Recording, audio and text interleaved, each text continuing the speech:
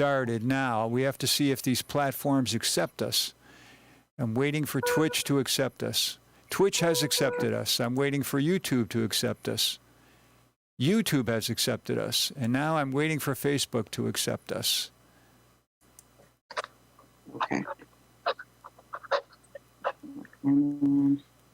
Facebook has now accepted us. Okay, do you have your timer set, Deidre? 55? Yeah, 55. That's fine, yes. Okay, good. So, when I give you the signal, you should clap your hands, and then you are on the air, okay? Okay. Okay, clap your hands, start the timer, and you're on the air. Okay. Hello, and welcome to Talking Peace. I am your host, Deidre Email, Executive Director of the Western New York Peace Center. And we would like to thank Richard Wicca of Think Twice Radio for producing us, and WBNY 91.3 FM for airing our show on Mondays at 1 p.m.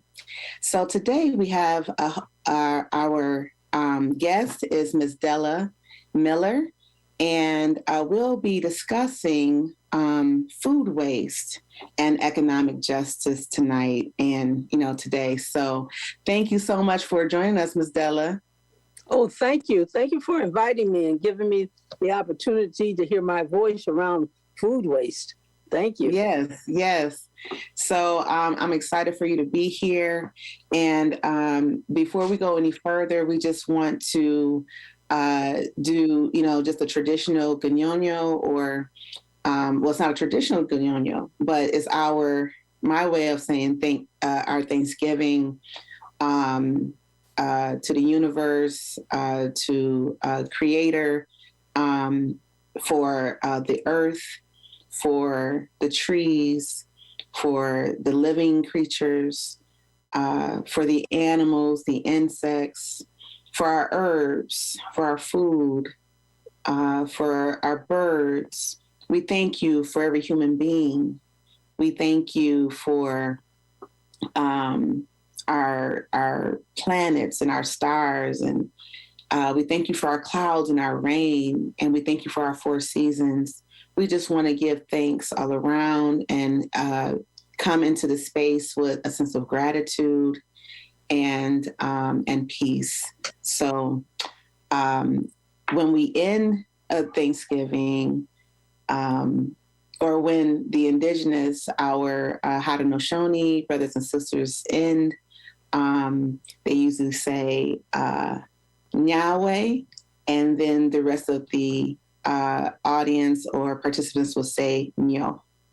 So Nyahweh, Nyo. Thank you.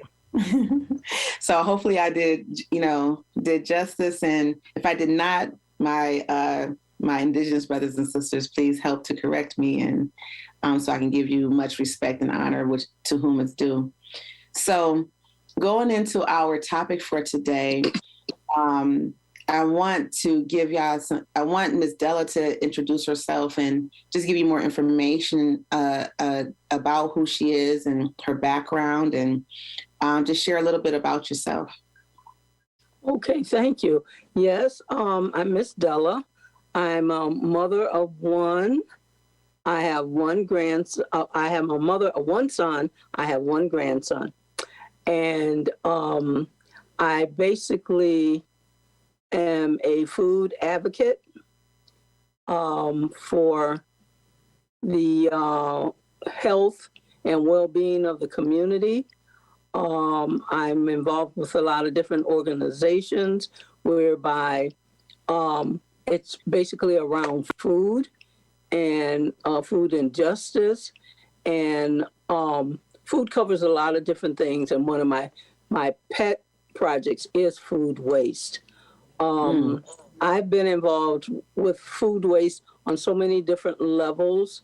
Early on in my career, I was involved in different programs, and they were so wasteful of food. And it just hurt me to my heart, because I was saying there's other people in other countries that didn't have any food. So that was one of my my main project, and it still is today. In addition to that, I promote and advocate for nutrition education on all levels and the relationship or the crossroads of health and nutrition. And we have to be educated at all times for that. Also involved in projects of food preparedness, whereby when we had 514-22, we shall never forget, people didn't have access to food. And when I was brought up, we always had an emergency food box in the closet.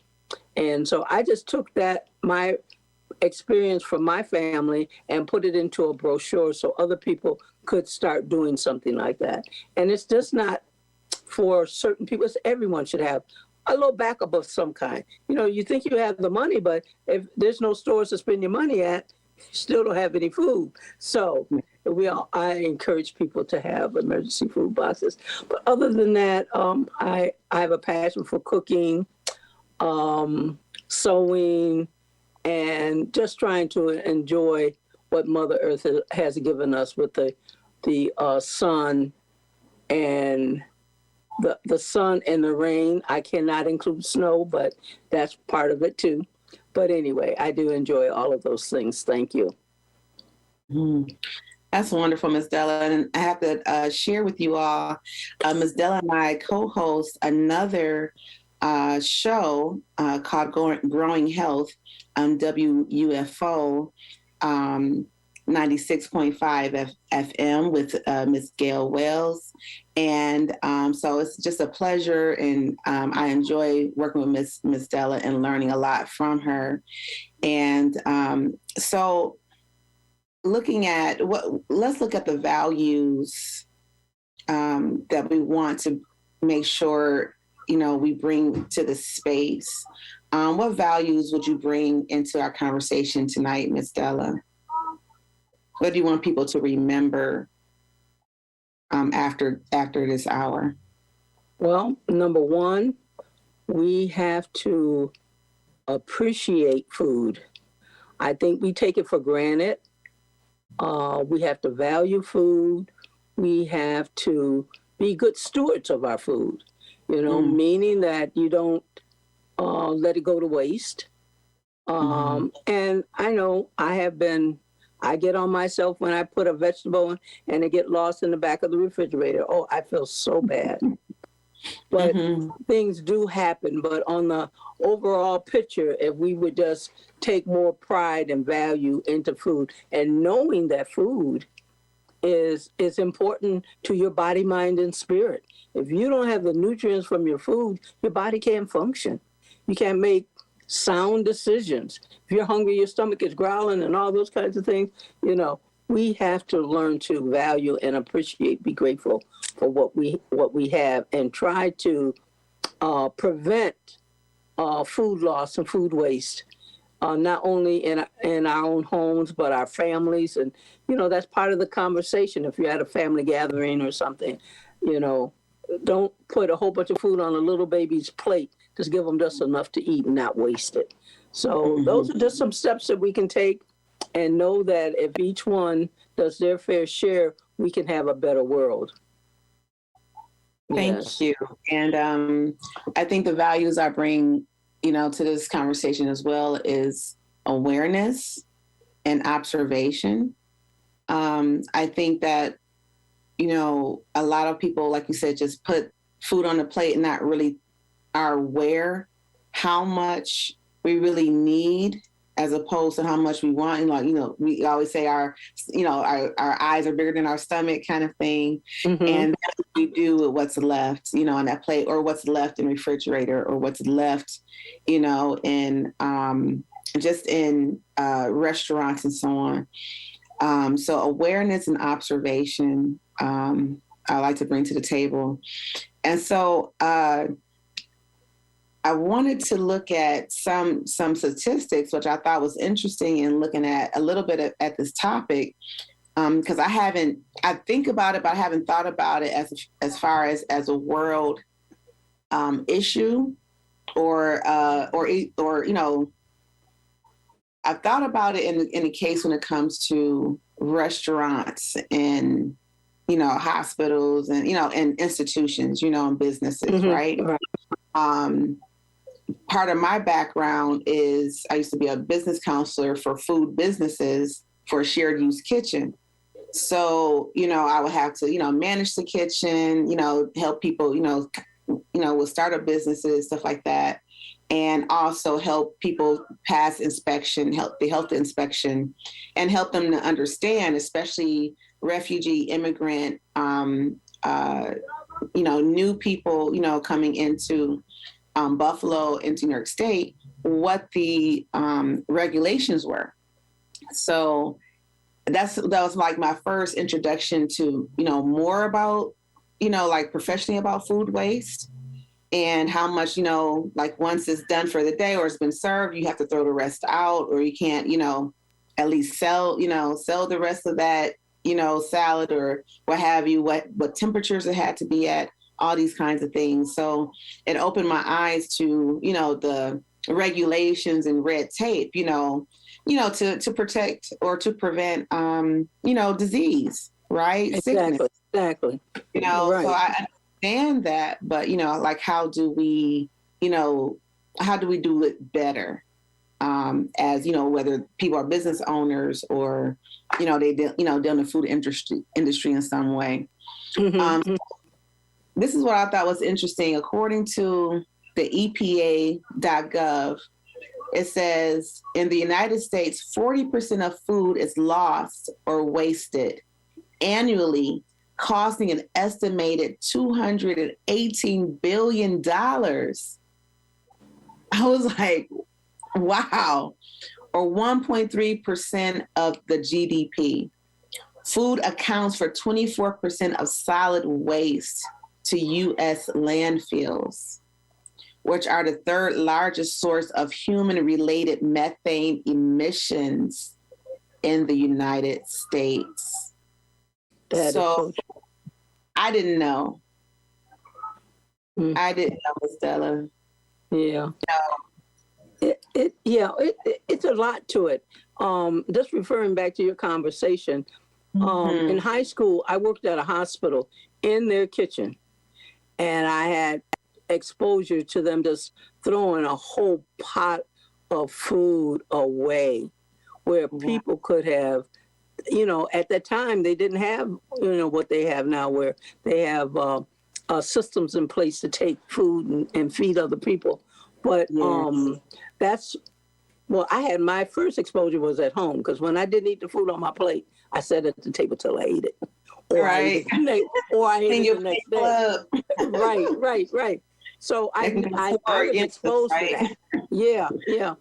So working in the hospital as a teenager, it was like, oh my goodness, how can they throw this food away? And they wouldn't let you take it home. You know what I mean? They didn't understand that it could have helped somebody. But in any case, you're absolutely right. I have some statistics here that 1.3 billion tons of food is lost every year. My God. There was another one that 28% of global agricultural land produces food that ends up lost or wasted.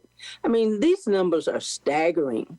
You know what I'm saying? And they're staggering being lost, but our people that are hungry is on the rise as well. So there's something wrong with this picture. Something is not working right. And that's why I have the philosophy, if we each do something towards food loss and waste, all together as a unit, we could, feed some people. Now, years ago, and I think I see it more and more now, people do not want to eat their leftovers. I do not understand that. Sometimes you might cook it today and tomorrow it tastes better. But I guess, we all got different taste buds and all of that. Yes, I tell you. And then people say, no, I don't eat leftovers. I said, yes, you do. No. And I mean, they fuss at me about it. I said, on Thanksgiving Day, that's Thanksgiving morning, what you do? You're going to eat them leftovers from Thanksgiving, and it's good. All week long. But a lot of food is wasted because people don't want to eat leftovers. You know what I mean? And it is sometimes hard to cook the exact amount. It's not that easy, and I understand that. But a whole meal, you're just going to like dump it because you're not eating it tomorrow. So that's one step that we can do, is try to get accustomed to eating leftovers. You know what I'm saying? Because when you don't, if you continue to do this, you know, it's really hurting the country as it is, because food that's buried in the ground gives off methane, which is stronger and more harmful than carbon dioxide. So we have to. Yes, and we put it in the fields. We put it in the into dumps. You know, I wanted to make sure I said that right. Yes. Landfills. Yep.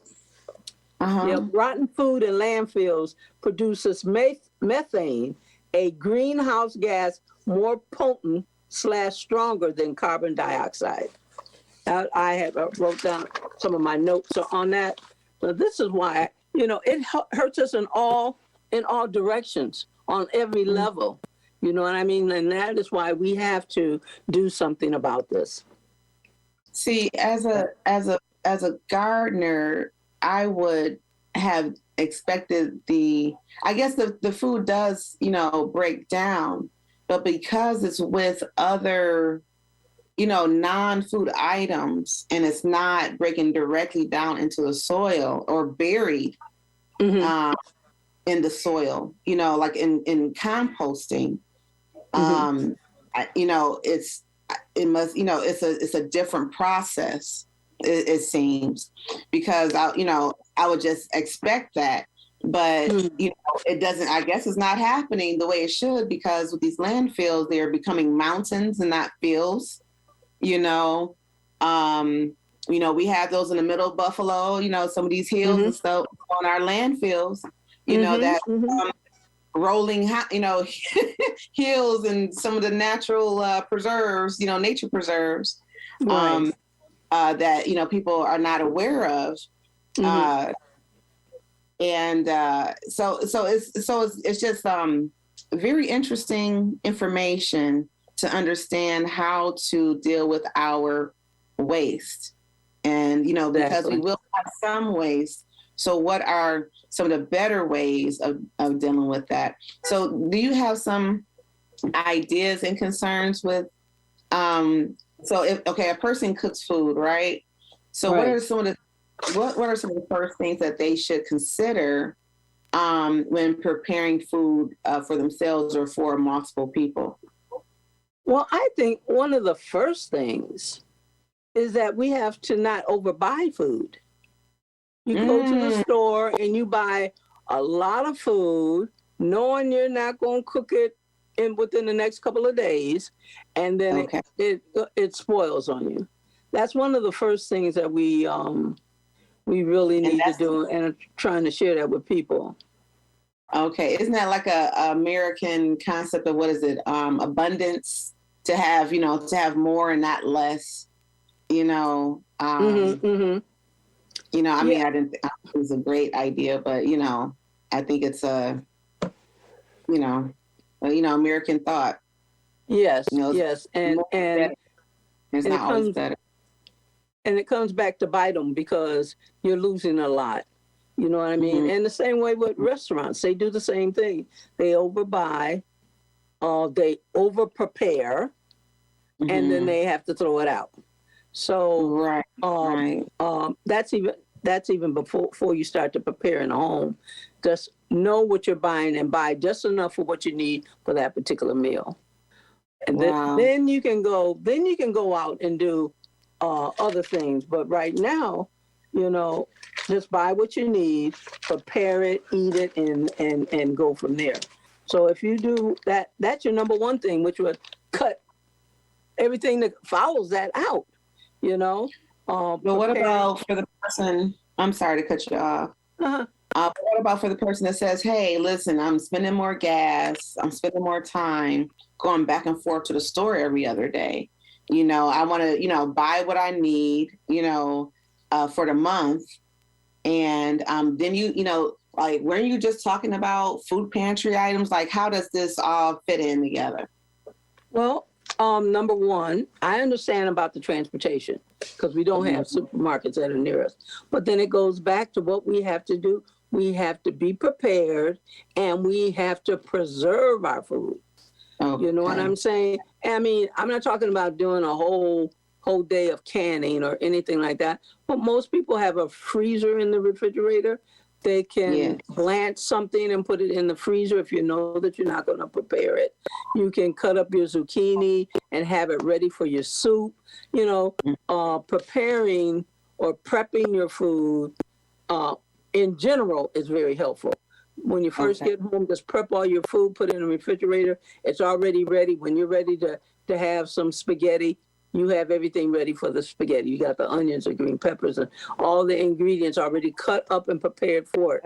You know, if anything should happen, you can always take your food out the night before if it's frozen, or that morning when you get home from work, and then you can put it together. But we have to start somewhere. We have to find creative and innovative ways that we can not waste food. It's just plain simple as that, you know.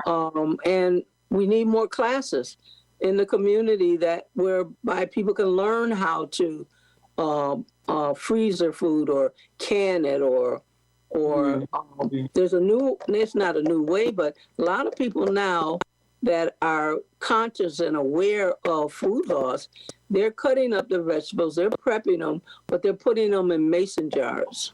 And when you put it in mason jars, the top seals it and will make food last longer. So you can do the mason jar method, as I call it, which I do. I have my celery and carrots already ready in the refrigerator, you know what I mean, in the mason jar, or you can freeze it. So those are your beginning steps. I could talk about this all night, but I'm just going to give you a little tidbit. Yeah, about that. Well, we got this hour, Ms. Zella. We can go in, on it. I love using mason jars already. I do use them for my grains and my beans, and for my herbs. When I dry herbs, or when I buy dried herbs and teas. Because it's definitely a difference in freshness, you know. You know, you can see the difference in the freshness, whether dried. But I never thought about it for fresh food. You know, I just like I do get glass, Tupperware when I can, and so that would help. But I didn't think about like a regular mason jar do the same thing. You know. Yes.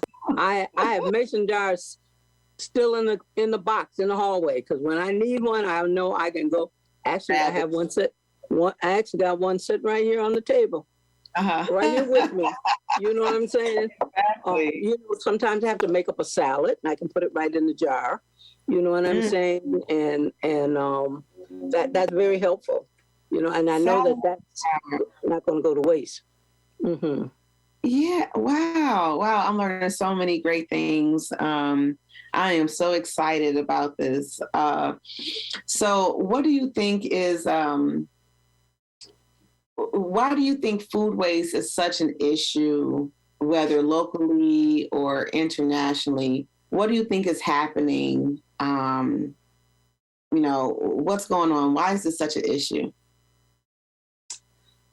Well, one thing is food waste is causing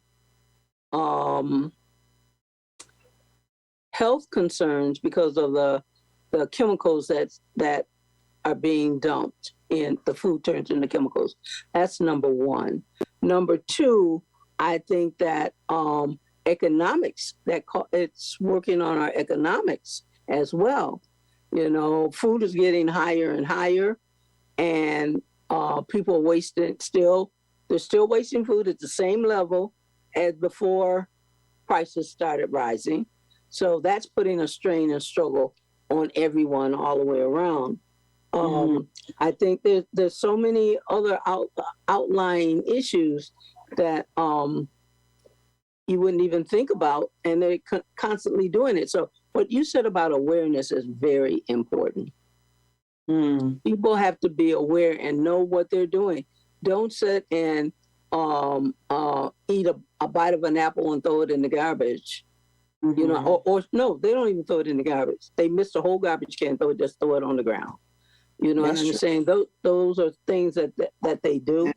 You know what I'm saying? Or they'll eat one potato chip or two out of a bag and just throw the whole bag down. You know, I live near a school and the kids come through and they just drop their stuff. I'm saying, well, you should have ate it. Right. But why do you think people are what is this mindset? Why do you think people have this this type of mindset nowadays? Like, I think, go ahead. I want to know what you think. I just think that they don't have no value in it. They just take it for granted. If I buy this, I eat this, you know, I don't have to eat all because when I get home, there's a bag sitting there for me. You know, they have too much in some situations. You know what I'm saying? If a person was hungry, they'd eat that whole apple and you'd have to stop them from eating the core.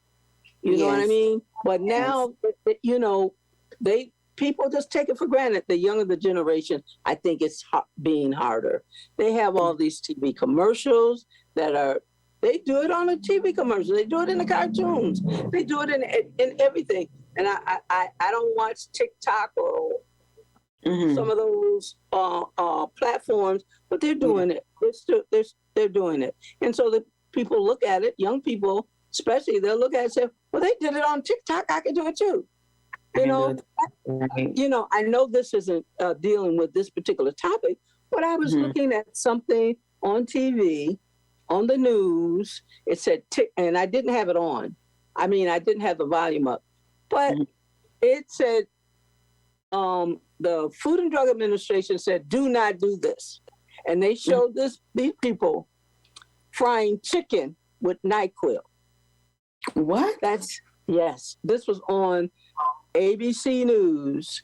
FDA said, do not do that. You know, people just do wild and crazy things, and people just continue to do wild and crazy things, and then they get wilder and more, they just don't care.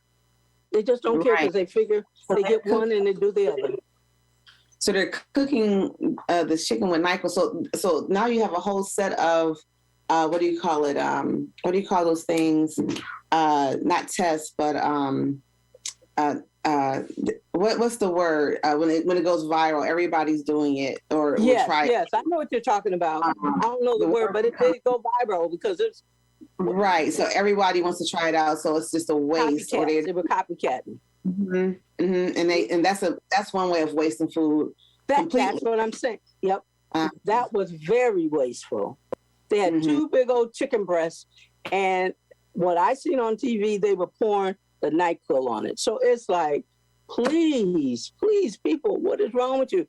Somebody could have at least fed 2 or 3 or 4 people with them 2 big old breasts they had in the skillet. Wow.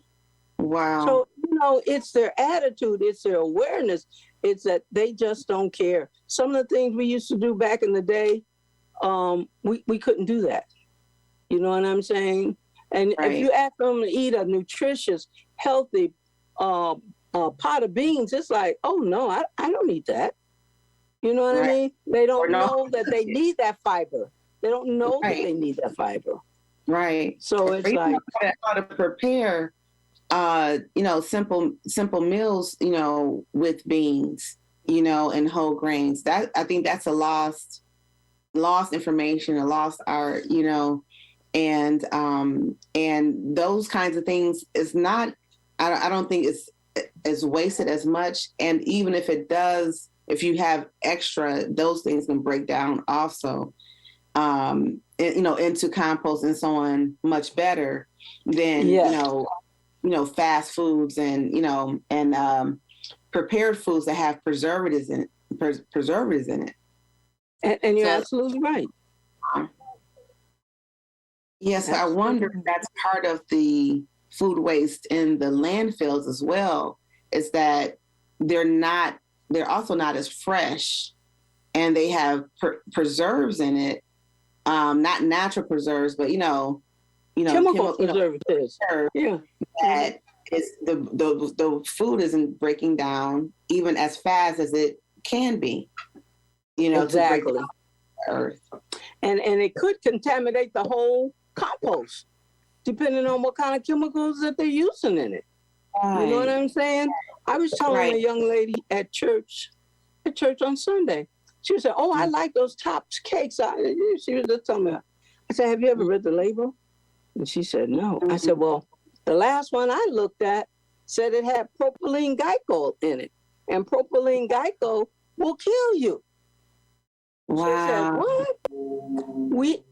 You're absolutely right. The chemicals that are in food today, they contaminate in the compost. That's why I share with people, do your own little compost.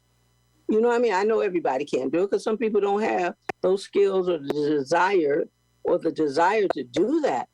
But if everybody did the right thing, they save their coffee grinds, they save their eggshells, you know what I mean? You save the cutoffs on your lettuce and your string beans and, those kinds of things.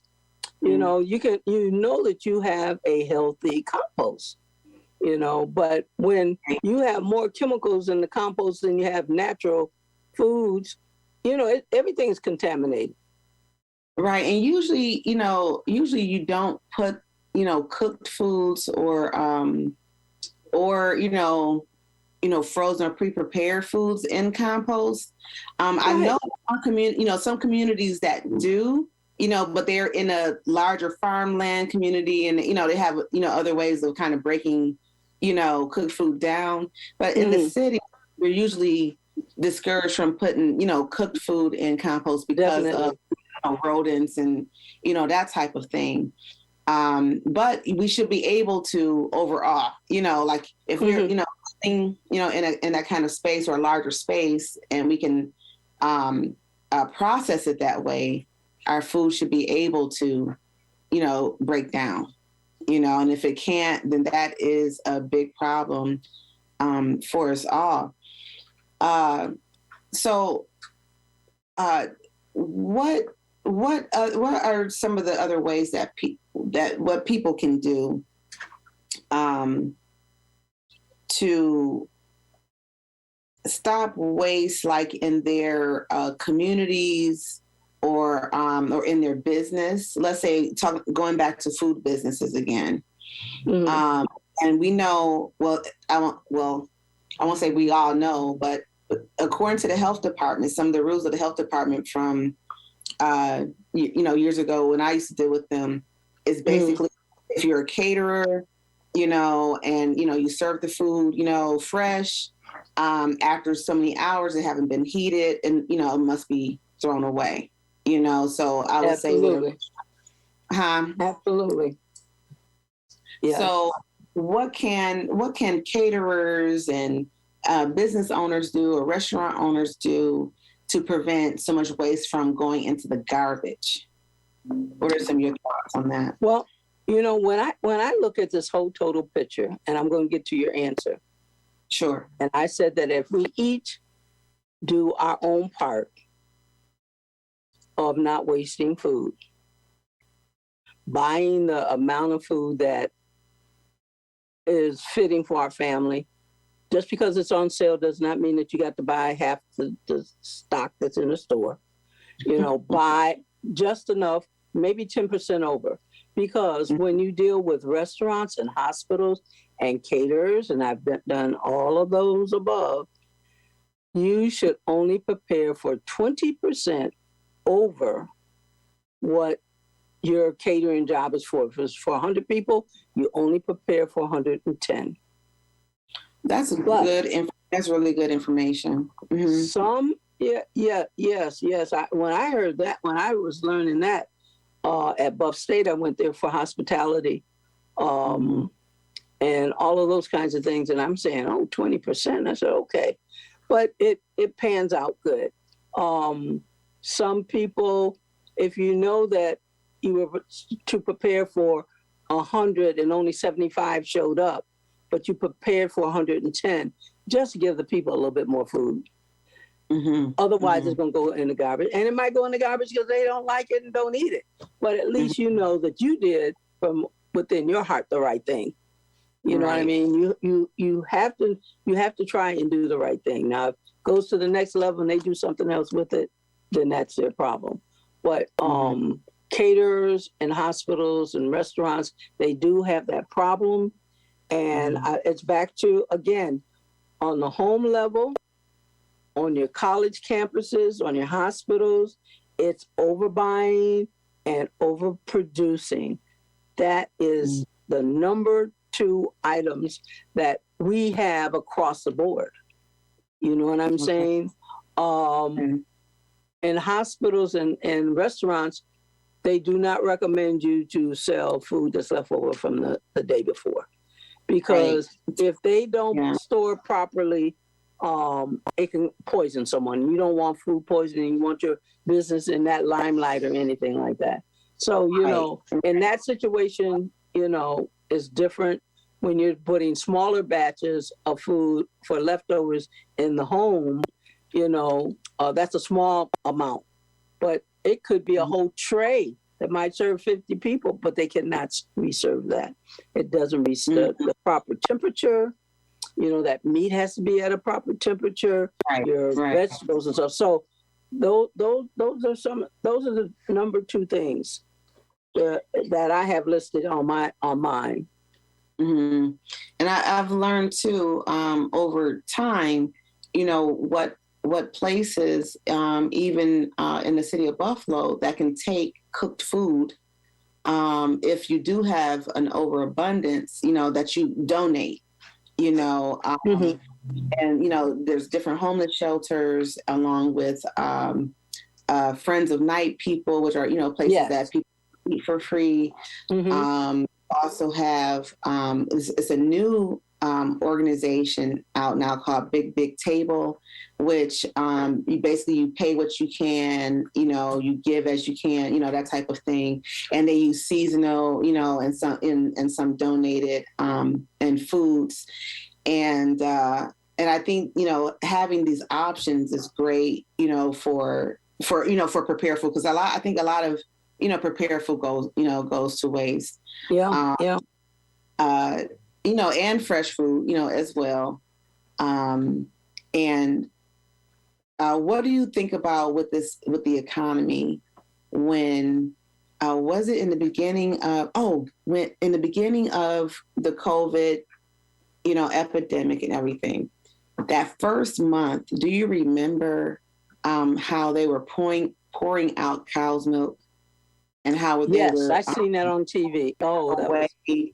Farmers were literally throwing away food. What are your thoughts on that? Well, for people that drink milk, I think that it was, as my mother would say, it was a sin and a shame to pour that milk out like that. But then again, it's a sin and a shame for those farmers to fill those cows with all kinds of chemicals to produce so much milk. You know what I mean? So it's damned if you do and damned if you don't.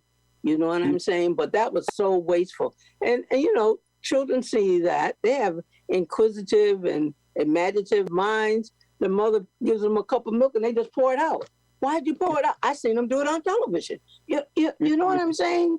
So our actions, our actions carry over to other people, and they don't realize. Even these commercials, some of these commercials are terrible about food and things like that there. You know, not eating whole foods, but eating, pardon me? Right, I'm just saying, because they want you to buy, you know. Yeah, they want you to buy these chemical foods and not whole foods. There's no nutrition. If you produce a food, I think it's, I don't have the numbers in front of me or the temperature, but after so many degrees of cooking something, it's not considered a food, you know, because the nutritional value is not there. It's gone. And you cooked it, baked it, and messed it all up. You know, seriously. You know. What do you think about the what people? Because you know you have food advocates on different sides of whether people eat meat or not eat meat, but as far as in regards to waste, and food consumption, what are your thoughts on that, and as far as the environment? Because I know there's different, thoughts on each side. What are your thoughts? Okay, do you want my comment on people that eat meat or don't eat meat? Well, yeah, like, some people say, well, if you don't eat as much, if you don't eat meat, then you're also helping with the environmental justice, right? It's less, you're not contributing to, the production of cows and everything that goes into that process of producing beef and so on. So that's less methane, that's less waste into the water systems and so on. But then of course you have people on the other side as well. Eating organically or or small produce. Like what are your thoughts on how that affects the environment, or does it? Right. Well, there are people that are on the animal rights side, and they feel that they're protecting the animals by not using them for consumption. Then you have on the other end that if you don't consume them, it's going to be overpopulated. Okay. That's just on that one side. Yeah. But then there are people that do not partake or consume meat that feel that, number one, they're trying to save the animals. They don't like anything being killed. And then there are some people that do not eat meat for the fact that farmers give the animals chemicals to make them grow, like your chickens. There's a couple of movies out about how chickens are they're just being so cruel to them. But the cruelness in part is because that they're filling them up with chemicals and they can't even walk around because they're so heavy from the chemicals. So some people feel that the chemicals that the animal has gets into your system as well. So you have that side of it. And some people just say, I don't have a taste for meat anymore. So there's so many different levels again on how the pros and cons of meat. So I think it should be each person's personal decision as to which way they want to go. And the same thing with seafood. Seafood is so contaminated. What they say, we can't eat any fish we catch out here in Buffalo. Yeah. Because it's so contaminated, you know what I mean? And farmed fish is not good for you either because, the animals are used to freedom. You're going to cage them. You're going to feed them. And from what I hear from time to time on the news, that they don't even clean the bins that they're in. So they eat what they have in there, and that's not good either. So it's a personal decision. No one can make that decision but that, yourself.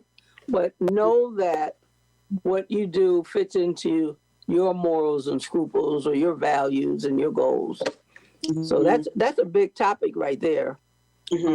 But each their own, and just know that you're doing it from a good space regarding that. Yeah, I think it's as people make their personal decision, it's a lot of research, and awareness that has to happen. And, my husband and I talk about this all the time about, information is key. Information is key. And, like once we're aware, because we have new information about something, now we can make a better decision. Exactly. Whether it's for the environment, for, the product or, animal or plant, that we're eating, what is the impact? And so, I just adjure everyone to make sure that, we do that and encourage each other to do that, because in this day and time, it's easy to go with, what's on social media, what's on the commercials, what's commonly being done without thinking about it, because, we're rushing, we need, it's fast food, it's quick. We don't have enough time to eat, we don't have enough time to, to think or to even digest food. And I think, the idea of waste it's a bigger picture, it's a bigger moral concept, that I think we have to change the way we're thinking, about food and nutrition and, environment and health. Right, absolutely. And as I was thinking, as you were saying that, it's like mindless eating. You got a plate here of salad, and a vegetable and a protein, and you're looking at TV and you're just eating. And next thing you know, it's gone. Oh, I just fixed my plate. Where is it? It's mindless. And you're like on automatic steroids, and you're just eating and eating and not really taking the time to even know what you're eating. It's like the little boy told me one day, I was working at Head Start here in Erie County, and I managed 29 kitchens, food service kitchens for Head Start. And part of my job was to go to the centers and sit down with the children to eat. And the little boys, I said, I try to do a little nutrition education at the same time. We were talking about the vegetables on this plate. And I asked him, I said, well, how do you think string beans grow? He said, in a can. I said, well, why you think you sure it's in a can? He said, my mommy has it in a can.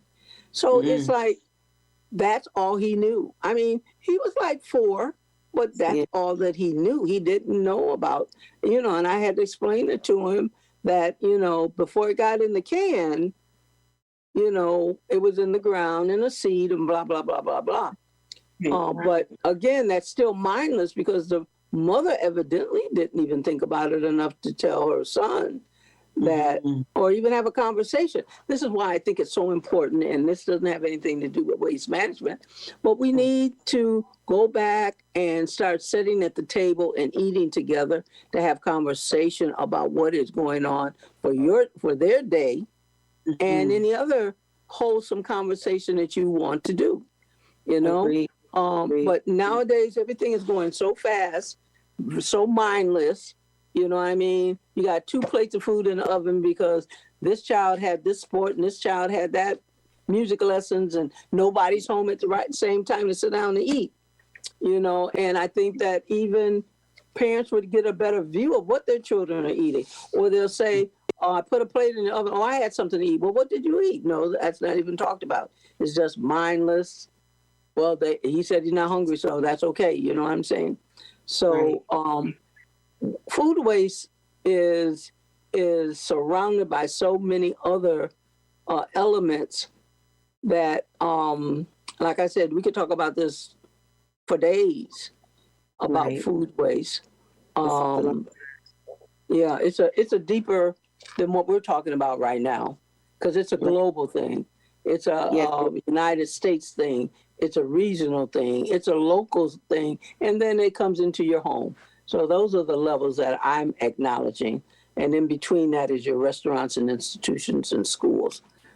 Right. And the prices are going up, so in all this time of purchasing so much food and so on, prices are skyrocketing. And it seems like just 10 years ago, maybe, the prices may go up per year. You'll see, maybe it's 25 cents more, what have you. Yeah. Now it seems like it's monthly.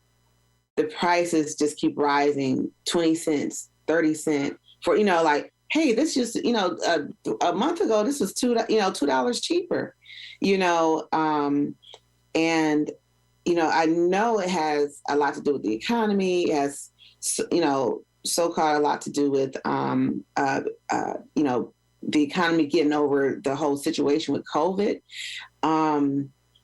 What are your thoughts on how people can save money or not being so wasteful with our monies, and how we can save and going, I guess back to your food pantry and maybe some of your gardening ideas.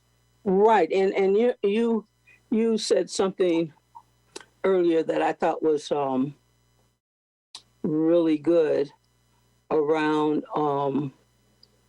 people saving money or pricing. I think the prices were going up every week. I mean, a nickel or dime every week it was. And you know what they do? They move the food to another area. So you're looking when you finally find it, you're not looking at the price. Oh, I found it, and put it in the cart. You know what I'm saying? What they do, they move that stuff around, and then the next thing you know, you get to the counter. Well, I need it, so I got to buy it. You know what I mean? And you're taking money from Peter to pay Paul, But to your question is that I remember coupons used to be the thing.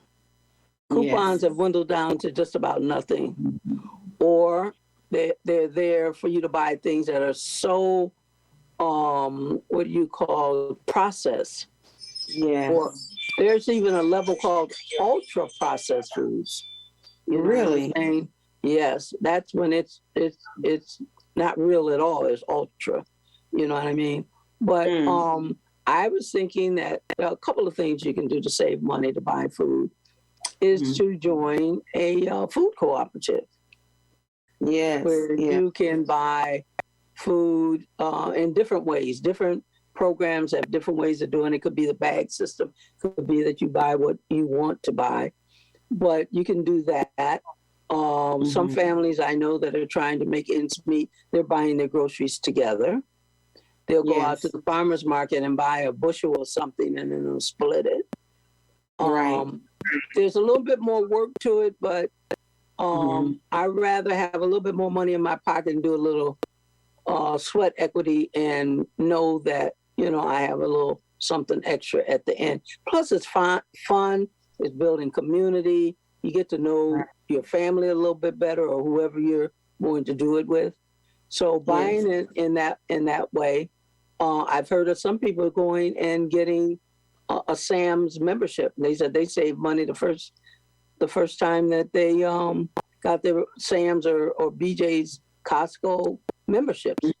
So those are some things that people can do. And just buy for the whole family. You know what I'm saying? Not that each family has to get a membership, but that's one way of saving. And the other thing is planning your meals. It is so important. You'd be surprised. Planning a menu and measuring your food is so important. And I know I was a victim of that until I realized what it was. Is that when I would make a bowl of oatmeal, I just pour the oatmeal. I eat oatmeal a little differently. I just pour hot water over my oatmeal. I don't cook it. But I would just pour it in there. And then I thought about it. You need to measure it. I was eating twice as much. So measuring will save you. And my oatmeal lasted much longer, because I was measuring it out. I didn't need to eat twice as much anyway. So measuring really does save, not only on food, but even when you use your laundry detergents and things like that, measure it out. If it says you're supposed to use a cap full, don't just, do one of my heavy arms and do all. Just pour it in. So that definitely saves on that. And then, of course, growing your food is so important. I think I shared with you this summer, I bought lettuce maybe 3 times this summer, but I would cut off the ends and grow the ends of the romaine. So every 3 to 4 days, I would pick all that I could. By the time those 3 or 4 days, the next group of 3s were growing, and they just keep growing. So doing that is awesome, and growing little things like right now I have in my little container, I have 6 green peppers that, and I've already harvested a couple of them already. So now I have green peppers, and it didn't take anything because you can use your seeds from the last year's, or the last green pepper that you purchased. So there are there's some ways, and you just gave me an idea. I have to put that list together of seeds that you can use from your home to grow food, which would save money. And I think did I mention it to you that there was this young man from South LA that's an urban farmer, and he said growing your vegetables is like growing money.